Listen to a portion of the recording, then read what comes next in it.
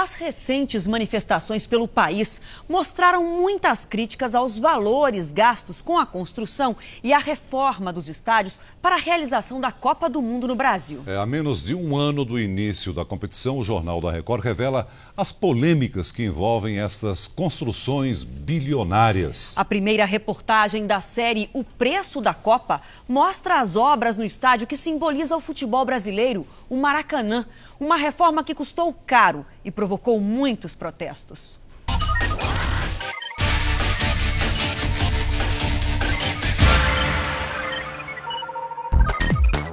Não parece, mas se passaram quase 6 anos desde o tão esperado anúncio. Realizar uma Copa do Mundo para argentino nenhum colocar defeito. Desde aquela época, só se ouvia uma promessa. No que depender da minha posição, da minha opinião, não sai um centavo do orçamento público federal para construir ou reformar estádios. Bom, a Copa das Confederações começou e aquela vitória da CBF não é a mesma comemorada pelos brasileiros. Estádios foram construídos e reformados. 6 estão prontos. Os outros 6 precisam ser entregues até janeiro do ano que vem, mas a custos altíssimos. Somados, eles vão custar quase 7 bilhões e meio de reais. Todos têm financiamento público do BNDES e contam com incentivos fiscais municipais e estaduais. Ou seja, o poder público banca parte do estádio, que depois será administrado por clubes ou empresas. O modelo adotado pelo governo federal provocou reações. Protestos se espalharam pelas cidades sedes da Copa das Confederações. Primeiro, em Brasília. Depois, no Rio de Janeiro.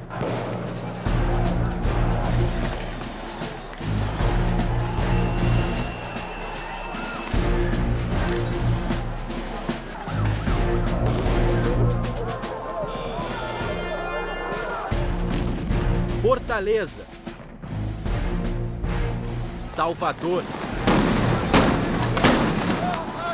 Para tentar conter a série de protestos que tomaram conta do país e que misturaram tarifa de transporte público e gastos excessivos com o estádio, a presidente Dilma foi à televisão e falou sobre os investimentos na Copa. Em relação à Copa, quero esclarecer que o dinheiro do governo federal gasto com as arenas é fruto de financiamento que será devidamente pago pelas empresas e os governos que estão explorando estes estádios. Jamais permitiria que esses recursos saíssem do orçamento público federal, prejudicando setores prioritários como a saúde e a educação. Mas não é bem isso.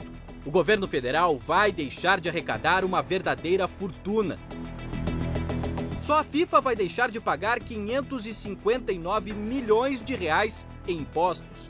As construtoras das arenas ganharam um incentivo fiscal de 329 milhões. E para as outras obras ligadas ao projeto da Copa, são 189 milhões de reais de impostos que não serão pagos. O que está se vendo com essa expoliação dos direitos do povo ao lazer e à cultura é a reação que está tendo a população. Então, que tomemos as ruas e que façamos ouvir a voz do povo, porque os políticos não estão dando ouvido e não estão representando a população como nós esperávamos. Hoje, o ministro do Esporte, Aldo Rebelo, defendeu o uso do BNDES para financiar a construção dos estádios. Que é dinheiro público e do governo federal, mas esse dinheiro também é concedido às empresas do setor elétrico, às empresas de telefonia, a empresas multinacionais, ou seja, o governo cria programas de financiamento via o BNDES. Um dos motivos de tanta confusão é o Maracanã, remodelado, ainda majestoso, tão grande quanto os números que envolvem a polêmica reforma do templo do futebol brasileiro. Uma goleada de despesa extra para os cofres públicos. Não tem dinheiro para o nosso hospital, mas tem dinheiro para fazer uma mega obra. Que país é esse? É só festa. Gastaram muito dinheiro para montar um estádio desse estouraram o orçamento, acho que não compensa não. Na cerimônia de posse do comitê organizador local, que aconteceu 2 anos atrás, Ronaldo defendeu os gastos em estádios. Está sendo gasto também muito dinheiro em saúde, em segurança, mas a gente vai receber a Copa do Mundo. Sem estádio não faz Copa do Mundo, amigo. Não faz Copa do Mundo com hospital. Nesses dias de protesto, o vídeo causou polêmica e revolta na população. Veja a reação deste aposentado que esperava atendimento hoje de manhã no hospital público da Grande São Paulo. Olha, Ronaldo, todo o dinheiro que você ganhou foi pelos torcedores que te levaram lá no campo. Fizeram de você um fenômeno, o que você não é. Você é um egoísta. Construído para a Copa de 50, o Maracanã foi palco de grandes decisões. Um campo por onde desfilaram os maiores craques do futebol brasileiro. Objeto de desejo de empreiteiras e governos, que sempre se escalaram para reformar o estádio, de olho na renda. Parlamentares do Rio de Janeiro fizeram um levantamento das despesas dos cofres públicos em cima da reforma para a Copa do Mundo e das confederações. A previsão inicial era gastar 705 milhões de reais, mas acabaram sendo investidos mais de R$1 bilhão na reforma do Maracanã. O dinheiro que se gastou até hoje com reformas do Maracanã daria exatamente para você preservar o Maracanã, garantir a existência dele como ele sempre foi e construir um outro estádio, por exemplo, na Barra. Por causa das obras para a Copa das Confederações, o estádio de atletismo, que ficava ao lado do Maracanã, virou estacionamento. Eu não concordo em demolir sem antes ter algo novo para que as futuras gerações do esporte possam estar praticando o esporte. Grandes nomes e peso do esporte passaram por esse complexo. Dar uma nova cara ao Célio de Barros seria perfeito. Há 3 anos de sediar as Olimpíadas, por conta das obras do Maracanã, a cidade está perdendo outro importante centro de treinamento, este complexo aquático. O principal centro de treinamento do Brasil vai ser destruído na cidade sede dos Jogos Olímpicos. Não dá muito para entender. Atleta vencedora de 3 medalhas em Jogos Pan-Americanos nos saltos ornamentais, ainda sonha em disputar as Olimpíadas na cidade onde nasceu. Quem sempre lutou por condições de trabalho pode ter que encerrar a carreira mergulhando no improviso. Pretendo do meu bolso comprar colchonetes para mim, para o meu benefício. Se algum atleta quiser vir treinar, lógico que eu vou falar com o meu treinador, com a minha treinadora, com as pessoas que treinam comigo e todas que estão aqui no Rio que se quiserem usar são bem-vindos. Mas é uma estrutura muito melhor que nada. A Defensoria Pública da União se interessou pelo caso e investigou o assunto. Um relatório de mais de 20 páginas foi produzido.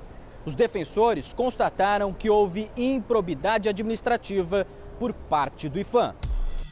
Já em 97, o Instituto do Patrimônio Histórico e Artístico Nacional recomendava o tombamento do Maracanã, destacando que o complexo não deveria ser desmembrado ou descaracterizado. Entre as providências da Defensoria está uma ação civil pública para preservar as instalações no entorno do Maracanã. O estádio de atletismo Célio de Barros e o Parque Aquático Júlio Delamare estão dentro da poligonal do entorno de tombamento do Maracanã. Ou seja, são considerados parte do complexo desportivo do Maracanã, integrando o projeto arquitetônico originário de 1947 e que, por conta disso, não poderiam ser demolidos em hipótese alguma. Por causa de toda essa situação, alguns atletas tiveram que buscar outros lugares para poder treinar. É o caso do César Castro, dos saltos ornamentais, que foi treinar nos Estados Unidos. Por isso a gente vai conversar com ele aqui pela internet. César, como é que é para você, um atleta que já disputou 3 Olimpíadas e vai disputar mais uma agora aqui no Brasil, ter que ir treinar aí nos Estados Unidos? Realmente não foi uma situação situação fácil, não foi algo que eu planejei, e foi uma coisa emergencial. Eu estou aqui hoje devido à situação. O local de treinamento, Júlio Delamare, era uma referência no Rio de Janeiro e fechou. Isso abala muito, isso aí causa uma revolta. E o maior beneficiário por tudo que foi investido na reforma do Maracanã não será o torcedor. Na reportagem de amanhã, você vai ver detalhes deste gol contra do governador Sérgio Cabral. Em uma licitação sob suspeita, o estado do Rio de Janeiro deu à empresa do bilionário Eike Batista o direito de explorar o Maracanã pelos próximos 35 anos.